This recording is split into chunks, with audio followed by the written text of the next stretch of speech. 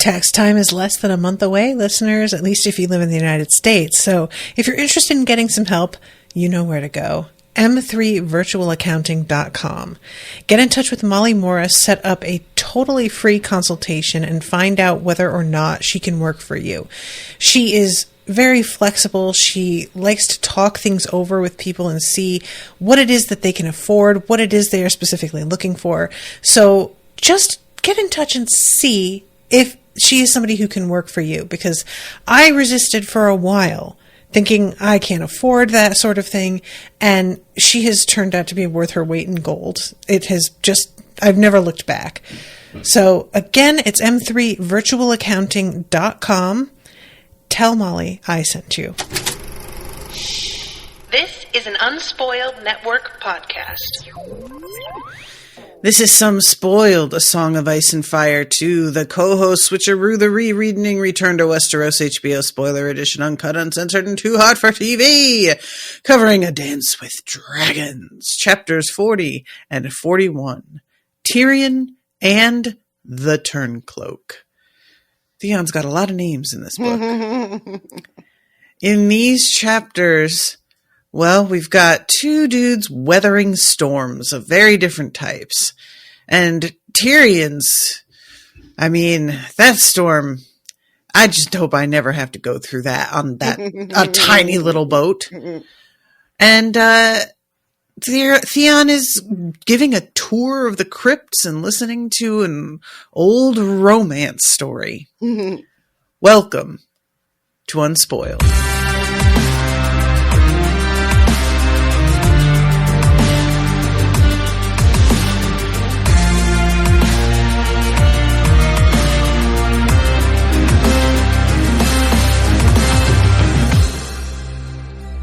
Monsters are dangerous, and just now kings are dying like flies. I am the king!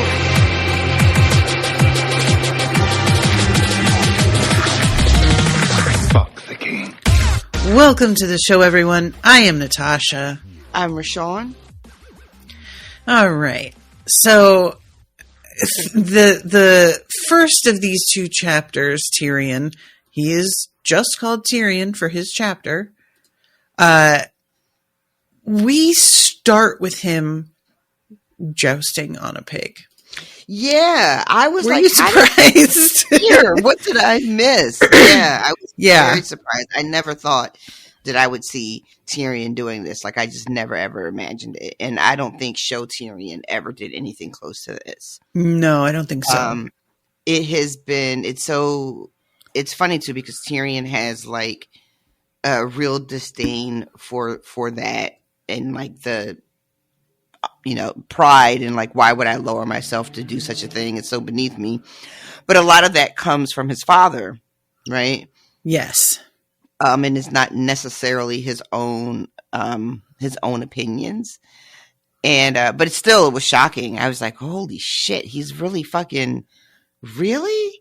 Yeah. But then you find out the circumstances, and it is to like the crew is getting antsy and starting to look at them. You know how in the old cartoons when you're starving and you look at your other person and they look like a giant piece of chicken or whatever? Yep. Like that's how the big crew old is turkey looking leg, looking at dancing hot dogs and hamburgers. Yep, exactly. Yeah. So that's what's kind of happening.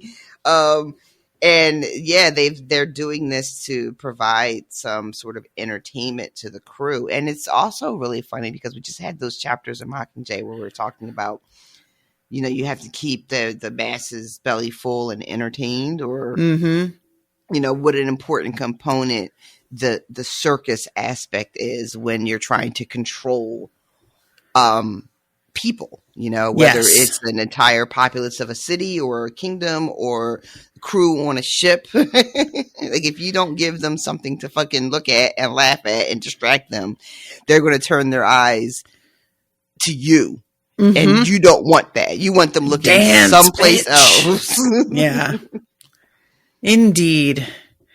So it starts off with him on the back of wearing wooden armor. and thinking about how somewhere down in hell, his father was seething and Joffrey was chuckling, which his father seething is dope. But then Joffrey being entertained, I was like, oh no, you took all the fun out of it. Right. Never mind. I was kind of like, all right, good, suck it. But yeah. We don't want that kid having any kind of satisfaction, even in the afterlife. Like, absolutely fucking not. And the wooden armor somehow just like takes it to another level. You know, it's already bad enough that he's riding on a fucking pig. But I'm sorry, guys, if you can hear, I'm just like all congested. I've taken an allergy pill today. Doesn't seem to really be doing the job. Texas is too much for your regular run-of-the-mill allergy pill.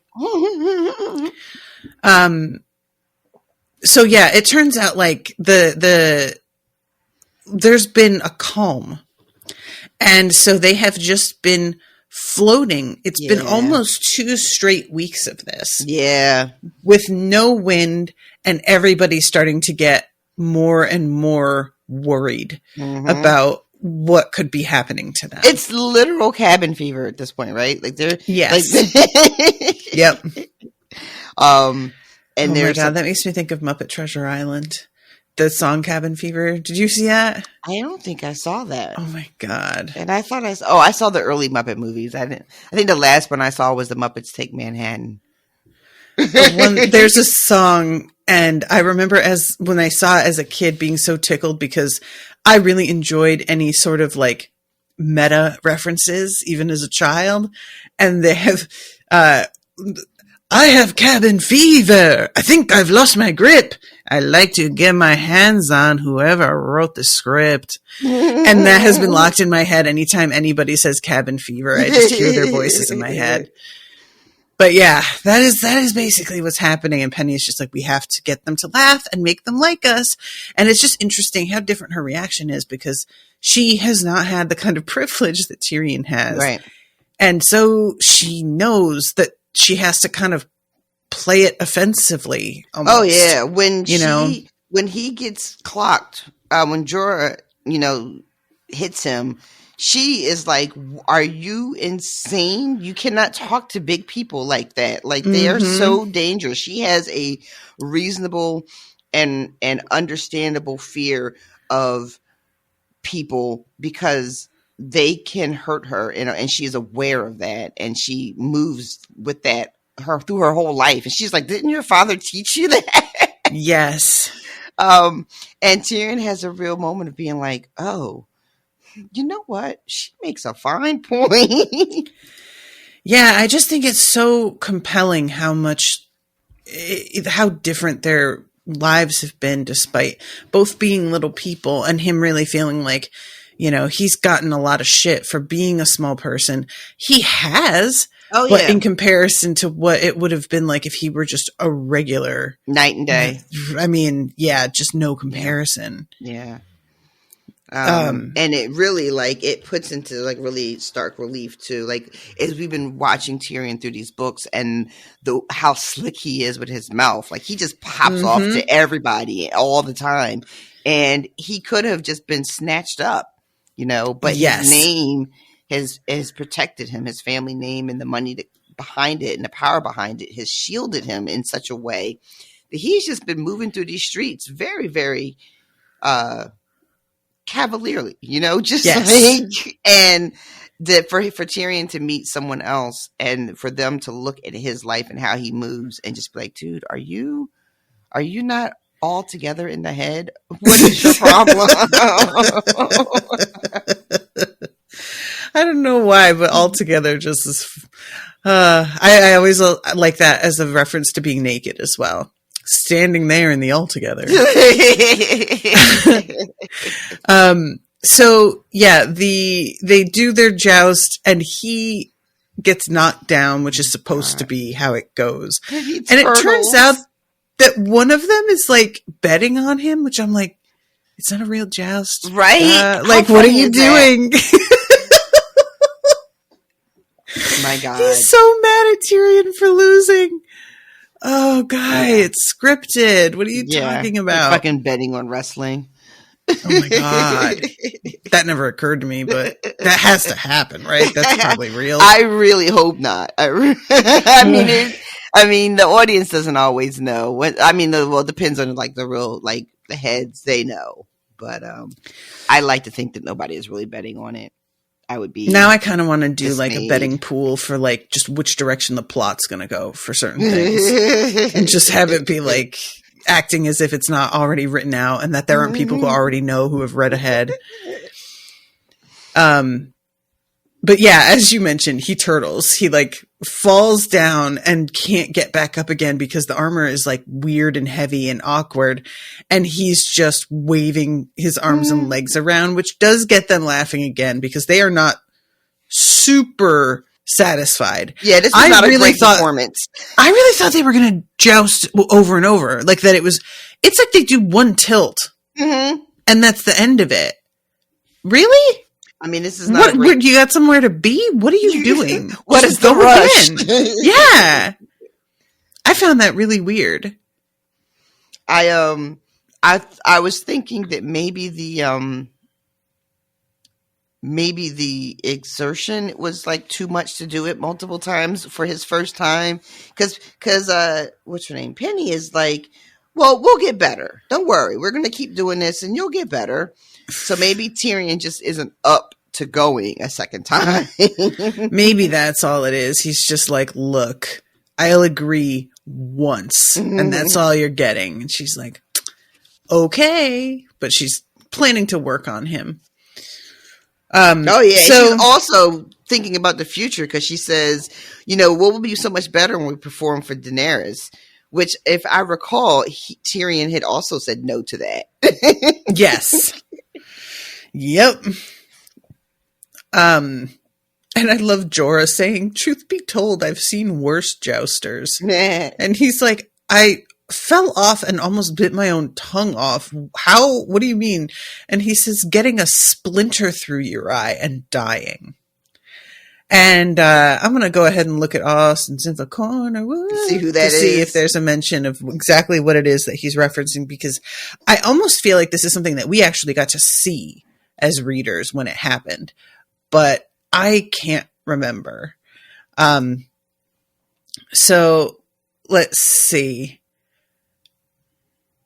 Nope. No mention here. No. So it might just be, kind of there's been bad, people have had bad luck and not something like super specific, but it felt specific to me. I don't know. Mm-hmm. I thought of, it's because, again, real quick Hunger Games reference, because of the way that a character, I don't want to spoil anybody, but the way a character dies from the dart. Oh, yeah. And I was just like, oh, Jesus Christ, that sounds really familiar. So, excuse me. When we perform for Queen Daenerys, the silver will rain down. You'll see. Some of the sailors were shouting at them and slamming their heels against the deck, demanding another tilt. The ship's cook was the loudest, as always. Tyrion had learned to despise that man, even if he was the only half-decent Chivas player on the cog. You see? They liked us. Shall we go ahead? Shall we go again, Hugor? He was on the point of refusing when a shout from one of the mates spared him the necessity. It was mid-morning, and the captain wanted the boats out again. So they're using these boats to sort of tow the cog along. And it is brutal, unpleasant work. They're out in the sun, just pounding down on them, doing something like rowing is tough. And he's just like, yeah, that definitely must suck for you, but also, thank God, I did not want to do this. So he gets out of his armor, and Jorah says, you may want to tell her when she goes inside with her animals to like bar the door, because they keep talking about bacon and stuff. And Tyrion's like, oh no. And Mormont's like, yeah, I mean, and they're Giscari, so they'd also eat the dog. Like, just FYI, you probably want to let her know about that. We will need both animals if we're to tilt for Queen Daenerys, he said. Is that how you hope to keep your head, imp? Sir, imp, if you please. And yes, once her grace knows my true worth, she'll cherish me. I'm a lovable little fellow after all, and I know many useful things about my kin. But until such time, I had best keep her amused. And he's just like, do what you want, but she'll see through you and she'll deal with you and blah, blah, blah. Jorah Oh my God. says, caper as you like, but it won't wash out your crimes. Sir, aren't you trying to wash out your own crimes? And then Tyrion calls him out on it, and I was satisfied. He calls him out in so many words, like doesn't let him turn from this at all. It's honestly so embarrassing how easy Jorah walks into this shit. Sir, how can you make yourself this kind of target? He is just not smart enough to know he's made himself a target because he doesn't think that far ahead of anything. Yep. And he doesn't seem to... Jorah seems to operate like he's so complicated, that no one could see through to what's really going on with him, right? He's so like mysterious and unreadable. Yeah. So he is really, I think, caught off guard that when Tyrion is like, that's weird. You want me to think that you were really on Daenerys' business when we ran into each other? It seems to me like you might have been running. Or maybe she sent you away. And then starts talking about the spying and fucking in the middle of this, he's like, maybe you should get on that fucking pig. And Jorah just cracks him right in the fucking mouth. It's not funny, but it's a little funny. It's a little funny. It was so avoidable. That's why it's funny. Like, you didn't have to say that, Tyrion. You didn't have to do it, but you just can't fucking stop yourself, bruh. He really can't. And this is because, again, he has been able to move through his life. Not like, for someone who has been in as much danger as Tyrion has been in, because he's been in like a couple of different scrapes since we've met him, right? Like, he's been hemmed up. Catelyn had him. The whole thing at the fucking Eyrie, the shit with Joffrey. So it's not that Tyrion hasn't been in danger before. But it's always been like, what can I say? It's always been like somehow a little bit grander, like you got to stand trial. You're going to get put to death. It's very rarely just somebody in the moment being like, watch your fucking mouth, smack. Yeah. Like he doesn't get a lot of that. True. Yeah, there's something very demeaning about this. And he can't, like, he does the whole like, ooh, and she's going to welcome you back with a big hug, or is she going to cut your fucking head off? And he sees his face and is like, did you really think saying that I was about the queen's business when you were sitting in a whorehouse with a Daenerys lookalike in your lap that I fucking bought that? Do you think I'm that stupid? I know you were running, but the only question is why. And even before it's like fully out of his mouth, he's like, oh, you were spying on her. Ooh. So you're just grabbing me up, hoping that I'll make her happy. That sounds like the kind of thing that somebody drunk and desperate would do. If you think she's going to like kill me and she's going to pardon you, you probably should consider that it's possible the exact opposite is just as likely. Yeah. Oof. Yeah. And he knocks out one of Tyrion's teeth. Yeah, and tells him that, if you want to keep the rest of them, you'll watch your fucking mouth. Yep. Still got a few teeth left. We'll see how long they last. And meanwhile, Tyrion is just like, ooh, I fucking got him. Interesting. Like, I fucking nailed that. Like, how about that? Yeah, there's something really that I relate to a little bit too much about Tyrion having just had a tooth broken out of his head, and yet he's going, ha, won. I won. I pwned him. Just like, oh man, I can be a little bit too much like that. I don't like it. So like you said, there's the chat between him and Penny where she's just like, you can't fucking do that. Didn't your father ever tell you how to act with big people? My father called them small folk, and he was not what you'd call a jolly man, but Okay, I see the picture. I want to mention one thing because I get like paranoid and my brain starts doing all these weird things that are always like the opposite of what's actually happening in these fucking books, right? Like I'm always missing like the connections George is trying to make for me, and my brain goes off on some whole other shit. Penny is very insistent on finding out exactly what Tyrion said to make Jorah act this way, to make Jorah hit him. And I was like, why does she need specifics? Why do you need to know exactly what he said? And she asked like twice, and she's just like, what were these truths? Why did he hit you so hard? And Tyrion doesn't say. He just says for love. Same reason that I stewed that singer. But and part of me is like, okay, made me look at her side-eyed. Like, what's she up to? Because I'm so suspicious of everybody all the time for no reason. But then the other part of me was like, well, maybe it's because she's just so young and she's so surprised that Tyrion would behave this way that she just wants to know, like, what did you do? And also a little bit of like, so I can make sure I don't fucking do it either. Oh, maybe. Yeah. I don't know. But I was just really, but it stuck out to me that she's just like, because this is after she's counseling him on how to behave with big people. She keeps calling them. And she comes back to it like, but what exactly did you say? Why did he hit you so hard? And he's just like, it's just one of those things. Yeah, he's very cagey about it. And that and the fact that he doesn't tell her the truth makes me think that he's just like, the information that I suspect about Jorah is not necessarily information that I think other people should have, Yeah. Because, it's interesting. Yeah, right? Like it's not necessarily being protective of Jorah, but it's like being protective of valuable information, I guess. Yeah. I don't know what he thinks she's going to do with it. Mm-hmm.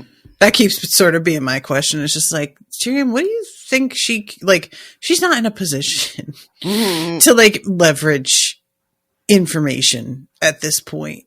And I just feel like he is still playing as if he's at court. And like, that's not the landscape right now. You don't need to go into things acting as if I've got to play it close to the vest or they could use this against me. She can't. Though she can't, but I guess it could be the information could be taken from her. She might give it up freely unawares or, try to leverage it. I mean, she doesn't seem like the type, but she's so vulnerable that, especially on the ship, that maybe a bit of information she could, leverage that for her own safety or for her gain in some way. But she doesn't seem that, like that much of a schemer. She doesn't even seem I just really don't see capable. what she could do with that info that she couldn't do with just knowing that he's Tyrion Lannister to begin with. See that, and that's the other thing too, right? Because she already knows that, and she's very careful. It says to make sure she calls him Hugor in front of like mixed company. Mm-hmm. But I don't know. Like I don't know what to make of it, but I definitely like made a note of it, being like, huh, yeah, interesting. Yeah. So he goes back up and there's a moment where he's like asking her if she's a virgin, and she's like, of course. And he's like, yeah, good, keep it. You'll be glad. Love is stupid. It ruins your life. And then they get interrupted because the ship moves and they're thinking, okay, finally we're gonna start making time again. But when they go up, the sky is angry. Yeah, the sea was angry that day, my friends. Like an old man sending back soup at a deli. But yeah, he points out the bar sinister, which I appreciate Austin mentioning, also known as a bend sinister, a symbol in heraldry that denoted the coat of arms of a bastard. An example is that Jon could take a sigil of the Stark direwolf with a slash across it. Oh, so, interesting. That is the slash across the sky. Oh. When she says, what does it mean? He says it means that we had best get below. Yeah. Some big bastard is creeping up behind us, he says, which confused me because I thought he meant literally like there was like a ship on the way. And I was like, but no, it's a storm. And I was like, well, that's a really labored fucking metaphor. But now that I know about like the Bar Sinister thing, I'm like, oh, okay. Okay. Gotcha. So he runs into Makaro, who is coming out on the deck, and he says that's God's wrath because he's mad about being mocked. And I was like, wait, because Tyrion mocked him? Or I wasn't really sure what he was referencing here. He says it in this way that's like, you didn't believe me, but there it is. Do you know what I'm saying? Mm-hmm. And I don't remember. It's been a while since we read some of the previous chapters. Forgive me, guys. But if Tyrion had said anything in particular that made him feel like this is what you get? But there was a only just a mention of, well, not only because I'm probably forgetting as well, but what I do recall is that he would have these conversations with Makoro, because he was one of the few people that he found like interesting, but he found like the sort of the religious bit tiresome, and would kind of like cut him off a little bit, and like, I'm really like, that's not what I'm, not really here for that. but I don't recall him being anything outside of Tyrion's normal way of being like sarcastic and his normal bit of the way he mocks everything, really, Yeah. I don't remember anything super specific where he was just like, your God's a false God and nobody, you know what I mean? I don't remember anything really over the top. So when I read this bit, I was wondering if is it Makoro? Makoro, yeah. At least that's how I say it. Was indicting not necessarily just Tyrion personally, but kind of like everyone who is a disbeliever, everyone who doubts, Might be. But yeah, I don't know. But Tyrion is like, so the widow had said that we weren't going to reach our destination, but I had thought that meant that, oh yeah, you guys are going to like, pull over and go to Marine instead. But that's not what your high priest saw, is it? Yeah. And he says, no, that's what he saw. And he points at the west. So maybe like Tyrion made a joke about what his priest saw without, you know what I'm saying? Like, I don't know. It's not really that important. I'm just sort of spitballing here. So they are able to like get some distance in at first because the storm is like behind them and it is just sending them flying at first. They're like bobbing and weaving. They're trying to like dip out in a different direction to, get out of the path, but it is not going to be denied. The storm is just that big that there's no getting out of its path in a real way. And so then it becomes time to fucking batten down the hatches and hide downstairs.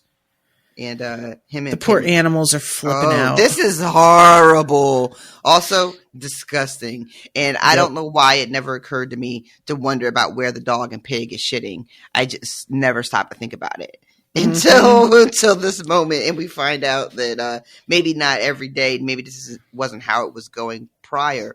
But in this moment, the animals are so freaked out. They're just shitting like right in their little cabin. Yeah. And yep. Yeah, this would be a good reason to have like rushes and stuff on the floor, but that only really works if you can replace them with fresh ones. And I don't know what kind of supply they've got on there. I mean, this is the thing that I can't ever stop thinking about when I'm reading things that are set in a period. It just feels like the constant stench all the time would be over, like coming, if we were to time travel, we would just be like, how do you guys live? Yeah. We have been so insulated from these kinds of smells for the most part. Whenever they happen, they're brief and we can deal with them. We have cleanups, we have cleaners, we are able to, we have like surfaces that are wipeable, and they're in a wooden ship with planks that have grooves between them. That shit's never coming up completely. Oh God, no! That's it. It's soaking right in. Mm-hmm. It's in the bedding, it's in the walls, it's in the floor, it's in their clothes. That's just the smell that they live with. Yeah, I think about that all the time too. Just how much poop was everywhere all the time. Up until like very recent history, and people just, people used to just dump their waste buckets out their fucking window onto the street. Yeah. Like, ugh, yeah, guys, it was disgusting. So disgusting. So at this point, he's like, all right, well, let's play a game. When you were little, did you ever play Come Into My Castle? I thought he was saying, maybe we should fuck to pass the time. No. I straight up took it because Come Into My Castle is used as a euphemism a lot in this universe as like, oh, you want to play Come Into My Castle? I thought that's what he was doing. And when I realized that he actually meant the game genuinely, I was taken aback because he never misses the opportunity to make a dirty joke, but I just keep forgetting that this is Penny and he does not handle her the same way. Yeah, yeah. And then he's taken aback because she kisses him instead. Surprise! Yeah, they get sort of lurched together from a big wave or whatever, and she kisses him, and it's not great. And he is frozen. He does not. He's just like, okay, because I'm just going to stand here. I'm not going to like pull away in disgust, but I'm also not going to like actively participate.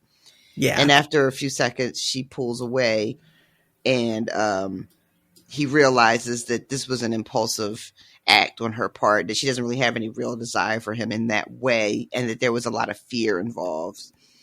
A lot of fear and a little hope, but not a bit of lust, he says.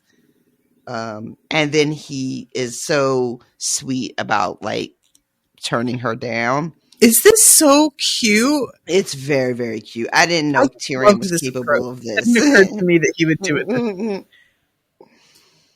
Yeah, he basically pulls the, I'm married, and even though I'm not with my wife, I have to honor my vows, Yeah. And he's looking at her, and Penny is just like, oh, I understand.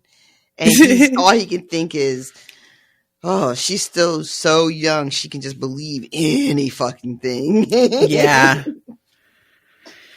And there's definitely probably a sense of relief for her as well. Mm-hmm. Yeah, I think so. Because what she says is basically like, I was thinking that I'm a virgin, and what if I drown? And I never, got to do anything. And he's just like, yeah, that's not a good enough reason for this. And he's like, yeah, it was sweet, so don't feel bad about it, but I can't, not because of you, but, because of these other things. When she says Sansa, she was very beautiful, he thinks, and false. Sansa, Shay, all my women. I'm just like, yeah, false, dude. She was made to marry you. Mm-hmm. Like, it's just, he takes it so personally. And I'm like, how can you not understand the position that she was in and have some more sympathy for that? I was really surprised that he was lumping her in that way. Because she really didn't do anything to him. She was forced to marry him, and then she didn't frame. Well, I don't think he even believes that she framed him. Maybe I think he does. Maybe he does. Because she like disappeared that night. So I think that he believes she did something and then left him to swing for it. So I guess that's what. But it's just so like, that wasn't about you though, dude. Like. Yeah, I guess maybe he does have a little bit of a reason from his perspective to think of her this way. It's jarring to hear, and I don't think it's fair, but maybe from his perspective it is, because you're right. They were there together. This thing happened to Joffrey. Everybody blames Tyrion, and she is nowhere to be found. She just like bounces and leaves him. Yeah. So yeah. Okay, you know what? I think I retract my statement. Maybe he is right to feel how he feels based on the information that he has. I don't know though, man. Like, it's one thing to say that somebody fucked you over, but saying somebody was false, it's like suggesting that they were two-faced, that they pretended to be on your side and then stabbed you in the back. She never said she was on his side. She never wanted to be his wife. She never, like, there was nothing about her behavior that should have led him to believe that he could rely on her as a partner. Mm. And so the false is really the part that I have the most trouble with, where I'm just like, no, you like, I understand that you did your best to be kind to her, but that isn't enough when this girl's just been put through what she has and still has the fucking future king telling her how he's going to rape her because he can. Like, yeah, I don't know, Tyrion. He's just got, he is hurt in general. And so he is just assigning a lot to her that isn't hers to bear. Mm. Okay. That's my assessment. Yeah. I can see where the accusation of calling her false can kind of feel a little unfair. But yeah, I still say that kind of from his view,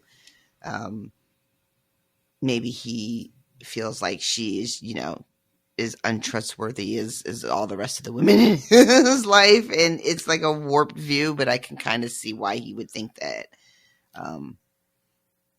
So I guess. So this storm, it's rough. It goes on and on and on. Like, I think that there's a moment where it finally begins to die away, and it's been maybe a day at this point, and it like calms down enough for them to go up on deck. And it's so wild. It says, the cog was drifting on a sea of dragon glass beneath a bowl of stars, but all around the storm raged on. So this is giving, they're in the eye of a hurricane. Mm-hmm. They've reached the, calm point, and they're about to go back in any second. And people are screaming. Makoro is standing on the deck and praying. And it says, amidships, a dozen sailors and 2 of the fiery fingers were struggling with tangled lines and sodden canvas. But whether they were trying to raise the sail again or pull it down, he never knew. Whatever they were doing, it seemed to him a very bad idea. And so it was. The wind returned as a whispered threat, cold and damp, brushing over his cheek, flapping the wet sail, swirling and tugging at Makoro's scarlet robes. Some instinct made Tyrion grab hold of the nearest rail just in time. In the space of 3 heartbeats, the little breeze became a howling gale. Makoro shouted something, and green flames leapt from the dragon's maw atop his staff to vanish in the night. Then the rains came, black and blinding, and forecastle and sterncastle both vanished behind a wall of water. Something huge flapped overhead, and Tyrion glanced up in time to see the sail taking wing, with 2 men still dangling from the lines. Then he heard a crack. Oh, bloody hell. He had time to think. That had to be the mast. So, yeah, this is all, it's just very, very bad. Yeah. It was when they're in that moment of like peace and they get to sort of, survey the damage. It's bad. They've already lost some people. Sailors went overboard. The fucking captain has fallen from the stern castle and broke both his fucking legs. It's bad news. And then it just gets so much worse when the mast breaks. And Tyrion is hanging on to this line for dear life. And thinking, this thing about the splinters comes up again, and that one missed his eye by half an inch. Oh my God. Like, Jesus Christ. One of them like goes right through his pants and boot into his leg. Yep. The force of that is just bananas. And yeah, he's holding on. This thing is whipping around. And finally, when the storm is over and everybody is like crawling back on deck to try to see like what is left, there is not much. Our hull is sprung in 100 places. There's water everywhere. The mast is ruined. Figurehead had not escaped. Oh my God. Just like, and he's and Tyrion is thinking to himself while all this is happening, like, He thinks about the widow, saying the ship would never reach destination. He's thinking about Bonero and his fires. Did Makoro see all this? And he mumbles to Jorah about how prophecy is useless. Which is definitely a thought that you have had yourself. And Daenerys has had quite recently as well. The thing that I kept thinking about here, there was a TikTok recently where a storm was happening, and it wasn't like a real bad one, but this woman takes film of her husband in their front yard because they had just built a trampoline, and this wind is high, and he is just not gonna let their new trampoline blow away. He won't allow it. Oh no. So he goes out there and just clings to it, and he's standing there holding it, and their neighbor's trampoline just goes rolling by in the background. And she's like, oh no. And he's holding on to it, and it's like seeing that one go by almost makes him like go, see, I told you I did the right thing. And then like a second later, it flips up. This man sails 20 feet into the air. Oh no. And the trampoline just goes past him, and he just lands. Oh, Jesus. And he's okay. Like he landed like, I won't say like a belly flop. I think he was on his side, but he doesn't look like he broke anything. But it sent him airborne in a way that was truly startling to watch, like how suddenly it happened. 1 second his feet were on the ground, and the next he was doing like a handstand in midair. Oh my God. So that was what this guy did. The wind is so fucking scary, and it's like we don't think about it really until it makes us think about it. You know, we're just like, oh, a cool, refreshing breeze. I love a nice, breeze. But the wind is really not to be fucked with. Nope. Yeah, it's like I have never lived anywhere previous that like was as open as Texas is. So the winds here are of a type that I have never experienced. Yes, they are. Oh my God. Yeah. They just like, you can't, you guys, it's a whole other world. When you like move to different places, you just begin to go, wow, it's like a different planet. It feels like in some ways, like how can this and the place that I came from coexist? Yeah. I would just never forget like driving through Texas and being in Texas and the storms that I saw, just the little bit of time I spent there, the fucking thunderstorms and light. I've never seen lightning like I did when I was in Texas, because there's just like, it's so flat. You can see forever. And that shit was some of the scariest shit I've ever seen to this day. It is. And I have like this insane fear of like my patio furniture going flying off, and cause I live up on the third floor. So I have all these like nightmares about stuff flying off and then landing on somebody's car, and am I insured for that? So me and Steve like if it gets even slightly gusty, I'm like, bring it in. Bring it all inside. Yeah, I am very, like, you would think that I would have a better picture of how strong the wind is here, but I just forget. And there have been a couple times where I've been like, what is that noise? And I look out, and it's just somebody's trash can being pulled like on its side all the way down the street, a full like half mile, or we had another shelter in the backyard for the dogs, and we had a particularly windy day, and I went out there, and that shelter was like almost in the tree beside our house. Yes, and just busted. Like, we wound up having to take it down and pack it up and just put it out for trash. Yeah. When I was a little bit smaller, and if it got like the wind would blow hard enough, it would move. Like, you ever have the wind move you? Like, you're out walking and it's shoving at you, and you're just like, Jesus, I get it. I'm going. Or if you're like walking against it, and you're just like, it's blowing you back as you're trying to move forward. Yeah, no, fucking nature, man, in general. truly nature, wild shit. It's insane to me that we're all just walking around on this planet the way that fucking weather can be. Like, if you stop and think, it's like thinking about the ocean too hard. Like, yeah, you just can't. You won't be able to function. You just got to put some shit out of your head. That's all. So yeah, this storm, like, it just goes on and on. The fucking captain breaking both his legs. That one. That's a nightmare. And then dying like a day later. Like, he dies, the cook dies. Fucking, I wonder what killed him. Like, does that cause like maybe internal bleeding? Perhaps. Probably got to be all kinds of things. It could be the shock of it. Yeah. Shards of broken bones, floating around, blood loss. Like, who knows? They send the boats out to tow them, and those motherfuckers just leave. Oh my God. One of the boats just sinks, and then the others are just like, okay, bye. They just cut the line and take the fuck off.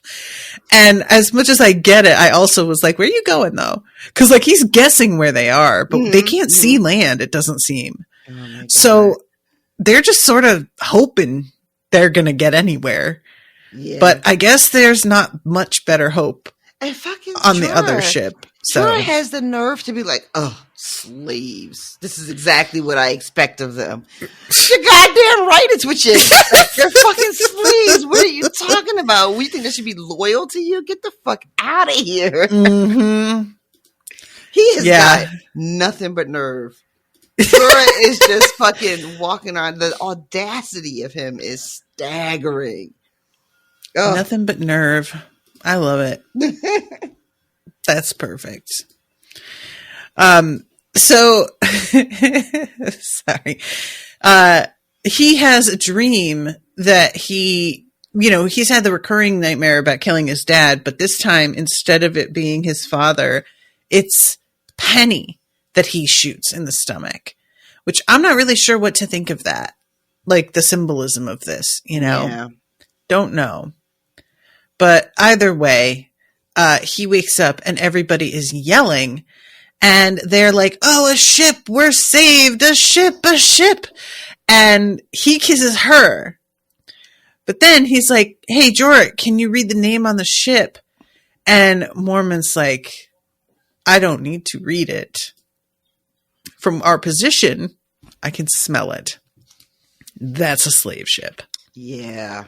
Yeah. So that's bad news. Yeah, it's not great. It's definitely not great.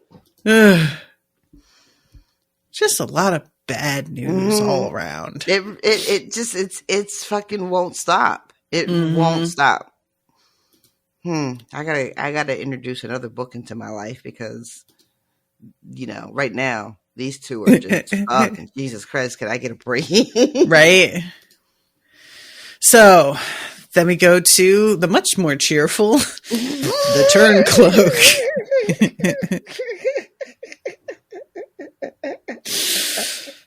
Yes, you're right. So they're in the midst of a snowstorm. Everybody's in storms. And Roose Bolton is trying to be like, aha, the northern gods are coming after Stannis. Like, it's really funny because I don't think he believes in the gods at all, right? I don't think so. He's just saying some shit because it sounds good. And he knows that some people probably believe it. And he's supposed to be a Northman, so he's got to keep that pretense up. But I don't think that he, in any sense, believes in this. I don't know. I don't buy it either. I really don't. I don't think that Roose Bolton is the type to definitely not the type to wait on the gods and trust in them to do anything on his behalf. And I definitely don't believe that he goes and prays and believes in any of this at all. It just doesn't seem like it's possible. And part of that is because he's so fucking depraved. You're just like, you can't possibly be a man of faith. But I understand that is not mutually exclusive, Definitely. Unfortunately. But I think he's just fucking playing up to the crowd. I do enjoy when he's like, oh, well, he's a stranger here and the gods want him dead. And Theon is just like, and just keeping his head down. And the phrase, who are also strangers, are just very, very quiet. Mm-hmm. And he's like, yeah, they have already lost some people, actually. Yeah. So they're seeing that this is not what they thought, I guess. I like that Theon clocked it too, that he's like paying attention. And Manderley is up there, and what does he say? He does not seem to be enjoying this porridge as much as he enjoyed the pies at the wedding. Yes. Mm-hmm. Everybody listening is like, are you gonna? I'm not, guys. I'm just gonna let it sit. There's a whole thing. So are we eating people in pies or something? What is happening with the pies? It's a theory. It's a theory. Those Freys that disappeared, where'd they go? They're in the pies. It mentions here too. It's like that the three men that Ramsay had searched for fruitlessly lost between White Harbor and Barrowtown. Mm-hmm. So these are Frey pies? Maybe. Maybe. It's a theory. Like, well, they had Arya feed Frey his people on the show, so I guess it's not like completely without, possibility. And he asks for the bard to sing the song of the rat cook. Oh, right. That's right. Because we talked about that. Is that what everybody was waiting for? What everybody was waiting for? What? I saw a comment or we talked. There was like something, or you mentioned it. There was something like a connection that people were waiting for me to make, and I didn't make it. This was like one of them. There's another one, and I've been sort of tossing around whether I should just say it or not. And I think I'm gonna. This bard and these women who have turned up. Who else was someone we saw recently who was a man planning to travel with a small group of women in the north, leaving the wall? Oh, shut up. Mm-hmm. Shut up. Shut the fuck up. I was leaving it alone to see if you would get there, but I got the sense. Is that really who this is supposed to be? Or is that just a theory? Is that just no, that's who this is.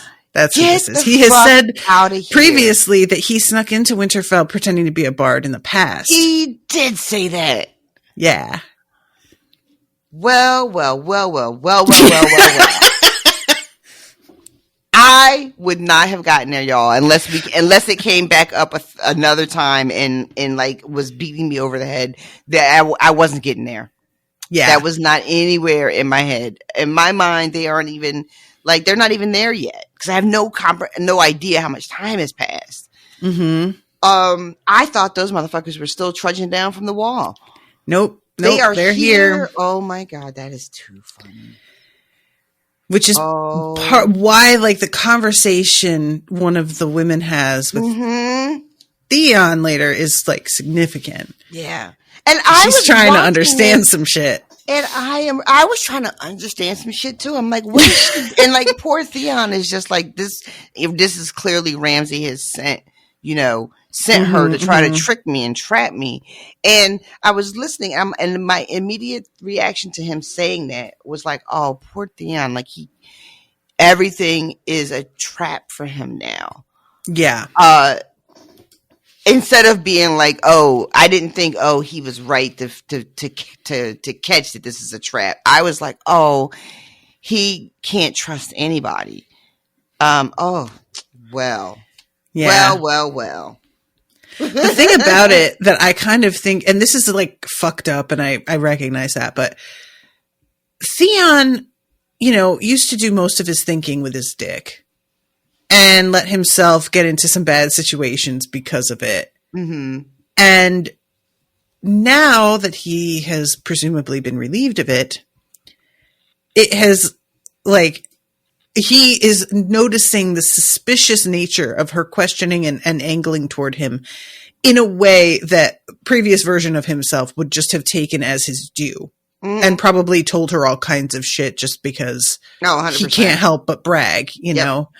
And so it's just sort of fascinating to see what I want to I don't want to call it growth because that's not exactly it, but just the deep, deep change in him. It's fucking George Costanza when his girlfriend gets mono. What happened with that? I don't remember that. He can't have sex for a couple of weeks and he gets super, super smart. Oh, that's right. Oh, no. God, I forgot about that plot line. He learns Portuguese. He's talking about chemistry and physics and fucking solving mathematical theorems. And it was just That's a good plot line. And then he fucks the Portuguese woman and loses everything. And he's like, I did the odds. The odds of me having sex with a Portuguese woman were 1 in 8 billion. So I had to take a shot. Christ. So let's see here. Okay. Yeah, here it is. First winter I remember the snows came in over my head, said a Hornwood man. Aye, but you were only 3 feet tall at the time, which I did think was kind of a good joke. And Theon is just sort of contemplating running. And it's a very vague sort of well, what if I were to, but there's no real sense of him actually planning to do this. Oh, he's yeah. Preemptively kind of going, yeah, but he would know. Yeah, but he would see that. Yeah, but that might be a trap. And he's also where would I go? Yeah. And, my this father's is where I belong. dead. Yeah, and this Pike is lost to me. The closest thing I've ever had to home was Winterfell. And I'm already fucking here. A ruined man, a ruined castle. This is my place. Yeah. Yeah. Fucking Ramsay comes in, and like you said, asking for music, and the bard. My God, fucking man, that's so wild. Yeah. Oh my God! Holy shit! Jesus Christ! Fuck! I can't believe I didn't get that. Oh, I'm such a dodo bird. You're not a dodo. There's a lot going on. There's a lot to keep track of. But and he changes the words a little bit to the song, and Theon/Freak is just he could lose his fucking tongue for that, and everybody gets super tense. But they smile at the lyric, and Ramsay actually laughs out loud, and that gives everybody in the room permission to be okay, we can laugh now, because everybody is just how is he going to react? Right. This could go very badly. And those kind of moments, I always love those kind of moments because it shows you how, how much power one or two people in a room can have and how feared they can be, and how the whole room can wait on bated breath to see how someone takes that, whatever the thing is, and that will dictate how they respond to it. And you see that a lot in this book when, it would come up with Joffrey, because he was so fucking unstable. People would be like, all right, how's he going to take it? Are we laughing or are we angry? What's the mood? What's the vibe? Yeah.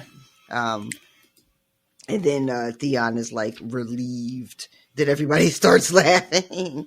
And we find out that Arya Jane is not here. And not only is she not here, nobody has even seen her since her wedding night. And there are all kinds of crazy rumors flying around.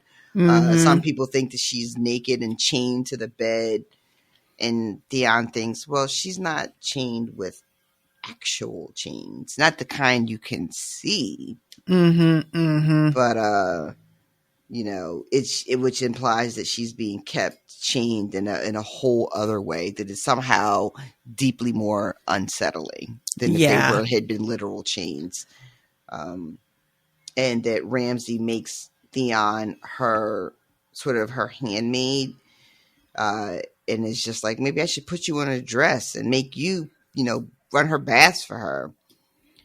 And then he's like, nah, I wouldn't do that to her. I won't have her smelling like you. This dude is such a fucking maniac. He really is. Jesus Christ. Every time he says anything, I'm like, well, that's fucked up. And then he says another sentence, and I'm like, never mind. That was more fucked up. I don't know how he keeps out. Right? I didn't know it was possible. Ugh.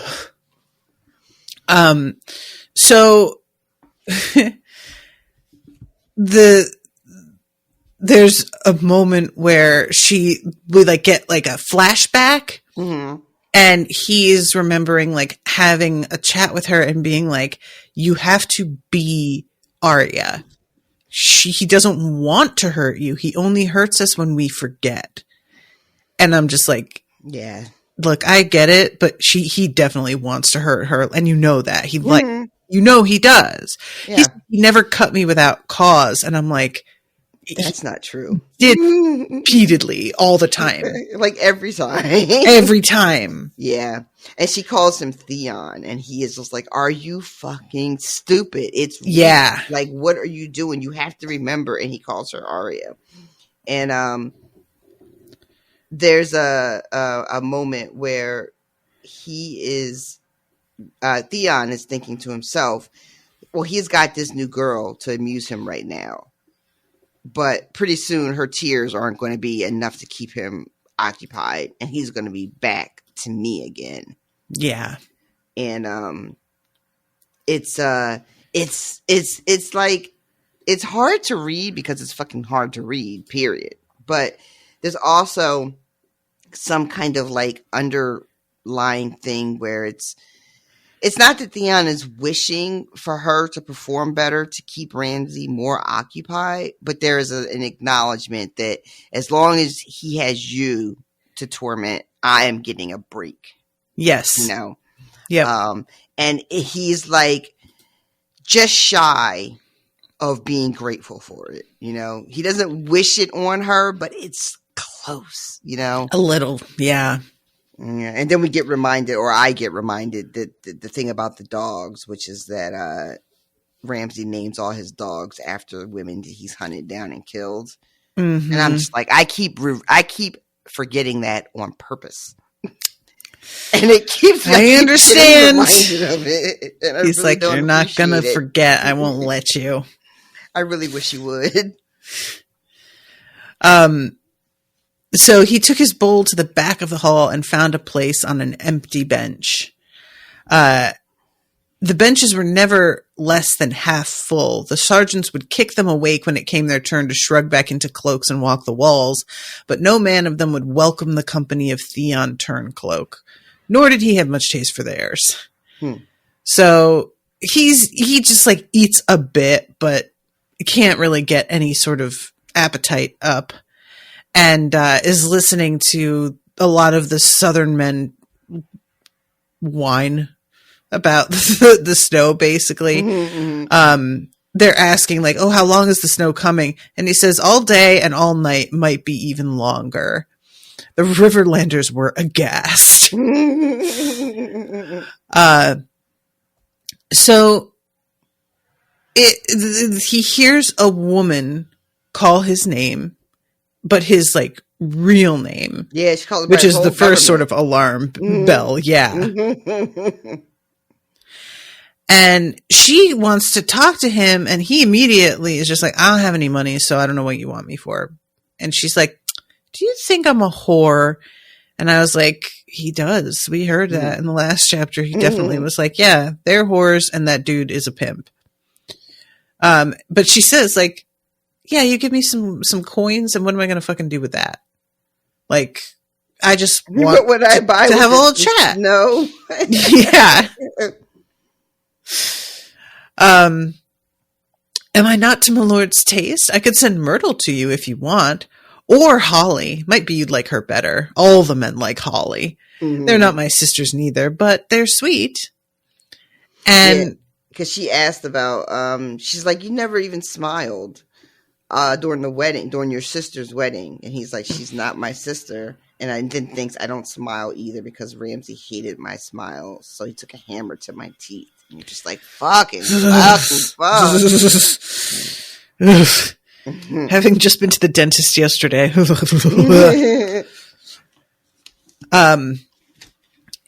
And she asks, like, how did you take Winterfell the first time? Like, just curious, because Abel could put it into one of his songs and it'll make you immortal. And he's like, I'm going to live forever as the betrayer Theon Turncloak. And she's like, he could call you Theon the Clever. I mean, how many men did you have? Like 100? 50? And he thinks to himself, fewer, which Stannis would be proud of. Yeah, he would. And then thinks it was madness. Glorious madness. Yeah. Stannis has 5,000, they say, but Abel claims 10 times as many still could not breach these walls. So how did you get in? Did you have some secret way? And he's thinking all the answers, but he's not saying any of them out loud. Nope. And all he can think of is if this motherfucker makes a song about me, Ramsay is going to prick his eardrums to make sure I never fucking hear it. So I'm not being part of this at all, ma'am. You can just miss me completely with all of this. And she's like, you can trust me. And there's a thought earlier to your point about how Theon is like, you know, just a completely different person now. And part of that is, you know, his, not sure exactly what all was taken, but his manhood, you know, was taken. And he's looking at her and he's thinking that she's not even that attractive. But there was a time when he would have fucked her anyway, just to see how it felt to have those long legs wrapped around him. Yep. And he was a real dog. He was fuck anything. Yep. And she's over here just like putting her hand on his legs, you know. You can trust me. You never even asked me my name. And this is when Theon is like, nope. Yeah. This is all the trick. I'm not falling for it again. This is just like Kira and the fucking keys. I'm not falling for it.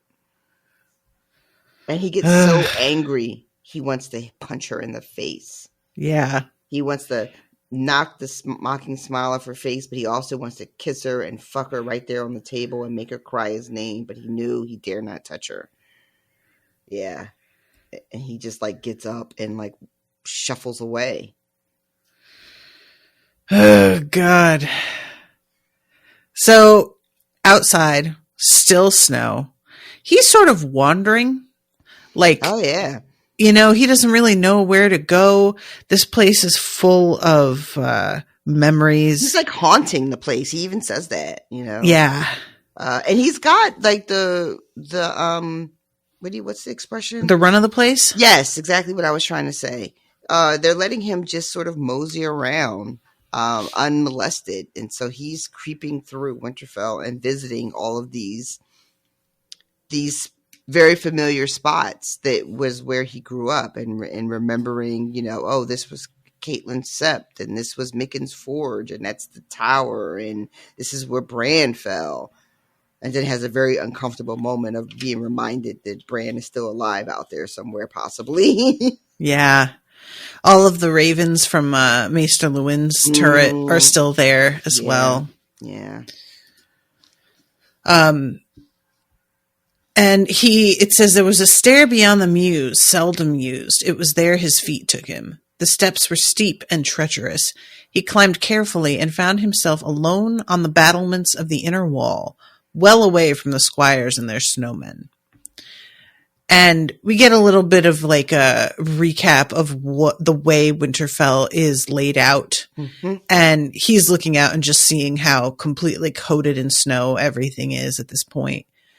And I love when he's thinking, the snows were covering all of them, burying the remnants of the winter town, hiding the blackened walls Ramsay's men had left behind. The wounds snow made, snow conceals. But that was wrong. Ramsay was a Bolton now, not a Snow, never a Snow. I always appreciate, even in his mind, Yeah. how paranoid he is. Mm-hmm. It's got to start there, or else he'll accidentally say something. Yep. Oh, it's such a weird thing to be in his POV. It's so paranoid and disjointed, and like there's two people, there's a Theon and there's a Reek, and they're like fighting internally, and it's a little disorienting being in his POVs. Because there's such a battle going on inside. And then he ends up in the Godswood. Yeah. And he thinks he hears crying, and he assumes that it must be Jane. Mm-hmm. And you faint, soft sobbing. Yeah, and you had said something in an earlier chapter where you were just like, I wonder if that was Bran. And so that's what I thought of when I saw this. Yeah, I don't know. Like, Bran's sobbing? Why would he be? I don't think it is, but I just thought of it because he's like, now, whenever anybody is in front of a weirwood tree, I'm going to be like, is Bran watching? Mm-hmm.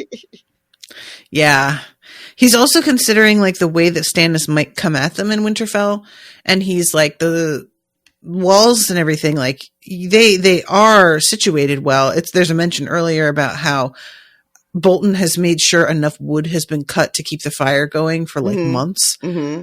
However, they have so many people and they do not have enough food to last. And he's like, really, Stannis could starve us out pretty easily. It wouldn't even be that hard to do. Yeah. My immediate thought was that Bolton will just fucking kill whoever they can't feed. Yeah, that's probably true. That's probably true. So eventually he goes inside and he gets himself something to eat. He hangs out with the dogs a little bit, and he's just sort of staring into his drink when Lady Dustin comes in. And she's like, hey, so I know that you've lived here and you know this castle. I want to get to the crypts, and we haven't been able to figure out how you get down there. Where do you go? And he's like, oh, you don't access them you have to go in from outside. And there's nothing down there except, and she says, dead Starks? Yes, my favorite type of Stark. So do you know the way? She does not see it for the Starks at all. At all. Not even a little bit. My goodness. And we finally kind of find out why. Mm-hmm. Yeah. So they go, he's like, all right, well, get a coat because you're going to have to go outside to get in. And it says the entrance to the crypts was in the oldest section of the castle, near the foot of the first keep, which had sat unused for hundreds of years. Ramsay had put it to the torch when he sacked Winterfell, and much of what had not burned had collapsed. Only a shell remained, one side open to the elements and filling up with snow. And there is this point where he's thinking about like, oh yeah, this is where they found Bran. How weird. And the gods couldn't kill him. I couldn't kill him. He might still be alive out there. Mm-hmm. I wonder what's going on with Bran. Yeah. So they have to shovel a way open, and they pull the door, and it's like screeching hinges open. And she has somebody grab her a torch, and they head down. As they go down, she's like, so, the new bride keeps crying. And Reek is like, oh God. I gotta be really careful about how I talk about this. Okay. And he's just like, well, if you say that, it must be true. Mm-hmm. And she's like, you should tell him that his dad doesn't like it, because you could dress her up and call her Arya all you want. If she's miserable, these Northerners are not going to appreciate the situation. They love the Starks. So you have got to be good to her. And it's like, this is the sort of thing that I'm like, that's going to fall on deaf ears. You're right. Yeah. But Ramsay just does not care No, he about diplomacy. He's got a real sort of Cersei-ish doesn't. attitude about everything, you know?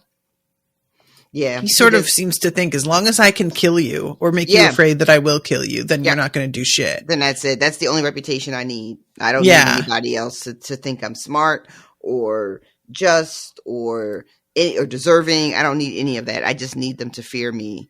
And that's all I'm asking. It's all I desire. You know, it's all that I require is that you fucking understand that I will kill you if you look at me cross-eyed. And when she says that the Freys don't care, but the Northmen love the Starks, and Theon says, not you, though. And she's like, yeah, no, not me, but everybody else. And she talks about how Horsebane is only here because the Freys hold the great John captain, and that you understand that the Hornwoods have not forgotten how Ramsay treated his last wife. Right. And what do you think they're going to think when they hear how the new bride is doing nothing but crying? Especially this new bride who is the valiant Ned's precious little girl. And Reek is like, well, to himself, actually, she's not. And he says, don't even think it, Reek. Right? And he says he did not doubt that Lady Dustin also suspected that this is not really truly Ned Stark's daughter. But even so, you know, I cannot even give a hint that that's not really who she is. And she continues that Lady Arya sobs do us more harm than all of Lord Stannis' swords and spears. If the bastard remains, if he means to remain Lord of Winterfell, he better teach his new wife how to laugh. Yeah. And she's fucking right. I really wonder if there is a way to get her to laughing. Like, at this point, you know, is that even possible? You gotta put a fucking gun to her head and be like, laugh, right? Bitch. Like, otherwise, I don't see it happening. Yeah, I don't either, really. It's a bit late. Yeah. So they get in, and she's like, do you know which one is which? And he's like, I used to, but it's been a long time. The ones on this side were kings in the north. Torrin is the king who knelt, so he's the last, and after that, it's all lords. And they continue walking down, and she points out that one of the statues is missing his sword. Yeah, she wants to know where is Ned Stark buried, and as they're making their way towards that, she sees some of these other names and points out that this one, forget which one it was. Maybe it's what did she say? They're passing by. Oh, they pass by all these other Starks, and they get to Dagon Dragoy. Or no, they get to Dagon Greyjoy. They get to Baron Stark, who went to war against Dagon Greyjoy, who was Lord of Pike. And it says, in the days when the Seven Kingdoms were ruled in all but name by the bastard sorcerer man called Bloodraven. Yeah. And we know that's we were just talking about him, right? That's the same guy. Is that the same guy? Is the Three-Eyed Raven now? Yes. That's him, yes. right? Yep. Okay. Yep. The bastard sorcerer. That's ominous as fuck. Right? It's pretty dope, though. Yeah, it is. It's very metal. I want to mention, just like looking at the info from Austin, he points out something that I really do appreciate. Ramsay's abuse of his wife is angering and disheartening to the Northerners. I again refer to the show, where Northerners seem not to react to Sansa being abused. So just another point in which it's just like, the fuck are you? Why would you do that, though? Yeah. Yeah. But yeah, the one sword that's missing, like the whole like legend with the swords is the swords keep their spirits in their tombs safe, you know. And so if there's one missing, this guy's out here walking around. Yeah. And then there's like one it's or just two like, more that ooh, are don't missing. like that. Yeah. And it does beg the question, like, who is stealing these swords? I guess anybody could go down there and steal them. I mean, it's their steel, which is, probably. Well, we needed. know that when Bran was hiding down there, they stole one, but I can't remember if if they were responsible for more than one being missing. Oh yeah, maybe they did take maybe there were two, because I guess OSHA would need one too, right? She was the one that I assumed had the one, Oh, but I don't know. Like I correct me if I'm wrong, guys, but I'm pretty sure that we do hear like that's where one of them goes. But I may be wrong. Yeah. And then Lady Dustin starts, because she keeps saying that, she asked Theon, like, why does he love the Starks? And he can't really answer. He says, I wanted to be one of them. Yeah. And to which she replies, but you never could. And we have more in common than you know. And they go a little bit further down and they stop at Lord Rickard. And she starts to talk, and she says that he's missing his sword as well. And she says he would hate that. He loved his sword. He loved to hone it. I want it sharp enough to shave the hair from a woman's cunt, he used to say. And Theon is like, you knew him? And yeah, she tells a little story, a little story time. Mm-hmm. She was into him. That's like the real. The whole energy of this is so weird because Rickard, or Brandon, has a much different energy to him than I had imagined him to have. And he sounds very broy. Yeah. Just always like sharpening his sword. And she says something about how he took what he wanted. He was never shy about it. And just that whole, he almost sounds like Robert. Yeah. His attitude, A little bit. Yeah. She talks about how he loved to ride and how good he was at it, and that his little sister got it from him. And that he just took what he wanted. He was never shy about it. That, she says to Theon, I'm old now, dried up, but I still remember. Yeah. The night that he claimed me, and that, and that there was blood on the sheets. And she was like, I think Brandon liked the sight as well. Oh, there was blood on his cock is what she says. And he liked the sight. A bloody sword is a beautiful thing, he liked to say. And she thinks that, I guess she assumed that they were going to be together, and her father really wanted it and was ambitious in that way. But instead they announced that Brandon is going to marry Kat. Yeah. And she says there was nothing sweet about that pain. And he never even wanted her. I promise you that, because he told me on our last night. But his father's ambitions were too great, and that my father had his own ambitions. And she was going to get Ned instead, I think. But her father was sort of hoping that. Right. And then, when Brandon dies, Catelyn gets Ned. And she's just like, and the way she says it, well, Catelyn Tully got that one as well. And it is a very, very salty. Definitely. It's also interesting because Catelyn was like clearly into Brandon when we're in her POV. We remember her like having to take some time to warm up to Ned, who was very serious. And it's just interesting to think that she was drawn to somebody like Brandon now that we know more of what he was like. Right. And I'm just sort of like, It never occurred to me when we were in Kat's POV that Brandon didn't like love her fiercely back. But now we hear somebody else be like, nah, he wasn't even into her like that. Like he was over here fucking with me. Yeah. So it's just very interesting to hear a different side of this. So she ends up marrying someone named Lord Dustin instead. And he was not nearly as like highborn as the Starks, but he would do.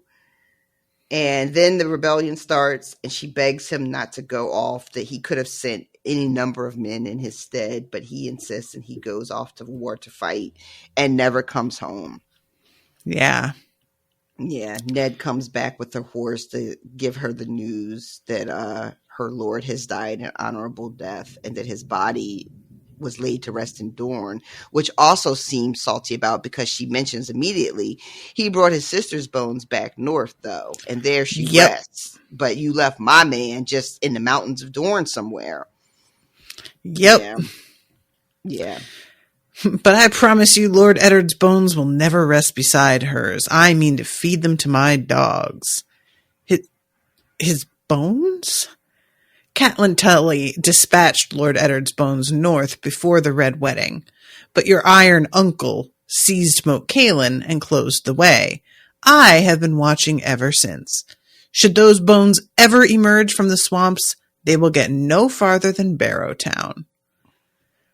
So she doesn't have them. Nope. But she's waiting for them. On getting them. And when she says this, it says her lips twisted. It was an ugly smile, a smile that reminded him of Ramsay's. Yikes. Like, yeah, fucking yikes indeed. Yeah, and then she says, we're done here. And as they're leaving, she tells Theon, you would do well not to fucking say anything about what I just told you. Don't repeat it. Do you understand? And he's like, yeah, hold my tongue or lose it.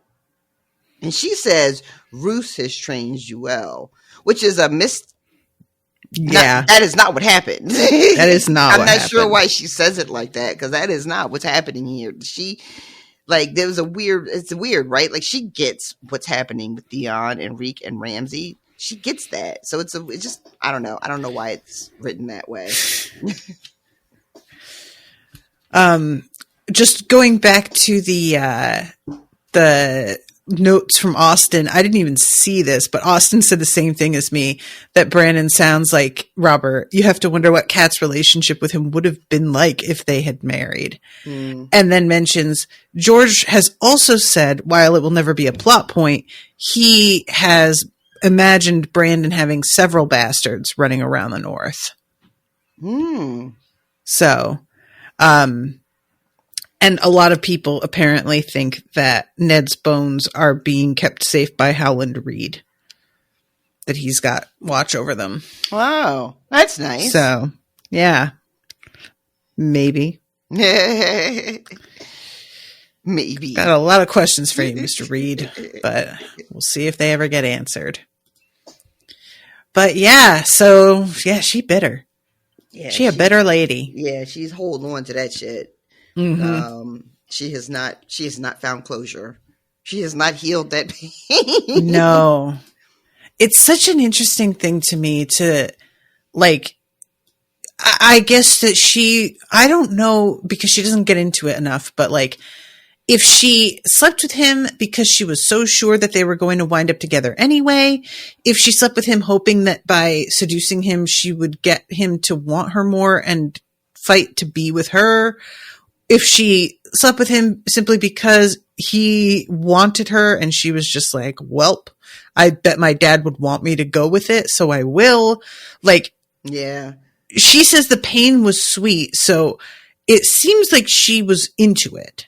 Yeah, it sounds like he didn't really ask, but that she was into it. Yeah. It was just kind of like, this is what we're doing tonight. And she just goes along with it. But you're right, there's not a lot about her own motivation, but that at the end of it, she enjoyed it.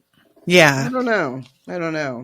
It's a very interesting question. I don't know if we get another conversation with her about any of this. It doesn't seem like we will. It seems like this is a one and done kind of deal. And that she's really just confiding in him all this because she knows that he's so broken that he's not going to repeat it. That you can just say anything to him, and it also feels very much like she has been wanting to tell the story to someone. It's making me think of Jamie and Dylan Payne. It does feel very much like that, right? Like, I can just dump this info on you. because who are you going to tell and who is going to believe you? And I can just threaten you and you are so broken. You're going to, you operate from fear. So all I have to do is scare you, and that's going to accomplish everything I need.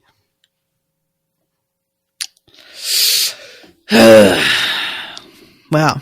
This is like, it's so funny because, I know that Ellen Payne and Theon both aren't really in this mindset, but this is how Miss Marple works, where she's just this old lady that nobody really thinks anything of, like, telling probably too much information. And so she winds up solving mysteries sometimes because people just talk around her because she's like wallpaper and doesn't matter, or so they think. That almost like she's too addled to even understand what we're saying, Mm-hmm. But anyway, all right. Well, I just want to say hi to 3 new patrons before we wrap this one up. Nice. Yeah, this time we have Katie Rose Diet, Diet. I am so sorry if it's not pronounced diet. It looks like the English word diet, but it may be like diet because, other languages have words that look like our words, but are not our words. Mm-hmm. So forgive me if it is pronounced differently. And Allegra Lundy. So welcome to all of you. Thank you so, so much for becoming patrons. Make sure to go to patreon.com/unspoiled to support the show if you're interested. You can either follow us for free, just so that you have access to like the news updates whenever there's changes in the recording schedule or posting or whatever. And also you can follow us for $5 a month and get access to a big back catalog of stuff. And also to access to what I'm currently covering with Miles, which is the Sookie Stackhouse novels. Super, super fun. We just started book 11 and the last like couple of books, there's like 3 more, are so strange and I'm really looking forward to them. So we're kind of in the tail end of that. And once we're done with Sookie, we're planning to go back to Mistborn. Miles and I have talked about covering True Blood, and I would still like to do that, but I'm sort of thinking that we might just jump over it, go back to Mistborn, and then when we finish that Mistborn book, go back to True Blood. I don't know what we'll do. We'll think about it. If you can hear that, I'm so sorry. We're speaking of Texas storms. That is thunder, my friend. Was it really? Yeah. Did you hear it? I did hear it. Yeah. I just assumed it was Pippin. Nope. That's the whole room shaking around me. My window rattled. Good Lord. Pippin is sitting here. He was asleep, but he just sat up and is looking around like, the fuck was that? Same. I've been planning to take him to the dog park after this. This sucks. Ugh. Anyway. All right. But yeah, everybody, please go ahead and join us on the Patreon. Come to the Discord to chat about spoilers and whatnot. And there are all kinds of spoiler channels for other properties that we are covering as well. And if you're interested right now, a couple of like the big properties that I'm covering for Spoil Me, which are my solo shows that are commissioned, I'm covering the Red Rising saga, which is so good. I finished the second book a couple days ago and I had to make a couple of like TikToks about it because it affected me so. It's like probably the most shocking twist I've ever read. And that's really saying something because I've read a lot. But the end of that book literally left me like open mouthed gasping with my heart racing. I was so unprepared. So definitely recommend, if you haven't read them, reading them, and you can read them along with me. So I'll be starting Morningstar next week, which is the 3rd book in the series. Also covering After Party on Apple TV. One Piece is still ongoing, as it will be for years to come. I haven't quite reached episode 500, but I'm almost there. And there are 1,100 episodes out so far. So I won't even have reached the halfway point by then. That property is crazy, you guys. And also Jane the Virgin, which has been a great deal of fun. And if you're looking for something silly to like get lost in, that's a really, really good show for that. It's like heartwarming, like it's low stakes. It's silly, but it's like self-aware that it is silly. And it just has a lot going for it. And I had heard about it for a long time, but it always just felt sort of like not for me in that vague way that happens when you don't really know anything about a series. And I'm watching it now and I'm like, this is very for me. I don't know why I thought that. And then in April, I'll be starting the Immortal Great Souls series. First book is titled Bastion, I think. I do not know what this is about. It's a commission, but, if anybody out there listening is like, oh, I know that, you may want to tune in for those. There'll be lives on the Crowdcast as well. And speaking of which, Crowdcast has agreed to let me stay at the rate that I had originally, so I don't have to leave, which is amazing. Mm-hmm. It's not a perfect platform, but like there's no perfect platform, and moving would have been terrible. So I'm really glad to not have to worry about it. So yeah, you can keep tuning in on the old Crowdcast. So I think that's everything. Anybody listening who wants to get in touch, I have mentioned that emailing unspoiledpodcast@gmail.com is the best way to contact me. I have recently found out that a bunch of people's like emails went into my spam for reasons unknown. So apologies if you have emailed and I haven't gotten back to you. Sometimes it may just be that I haven't gotten back to you, but it looks like there's a distinct possibility that it was sent to spam and I just never saw it either. So, you know, sorry about it. It's nothing works like it's supposed to. It's so frustrating. Like there's no, I understand the need to guard against spam and stuff, but like every service that I can be contacted on, there's like a distinct chance I'll never see your message. And it's just, you know what I mean? It's just very annoying.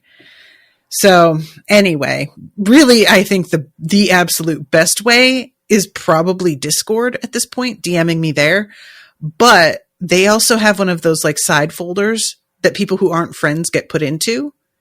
And so I did have one that sat for a minute before I saw it in there as well. So, but you know, guys, just copy paste and send it to me on every platform and hopefully one will get through. All right, everybody. Thank you again so much for listening. We love you very much. And until next time, toodaloo, motherfuckers. Bye, guys. Joffrey, Cersei, Walder Frey, Meryn Trant, Tywin Lannister.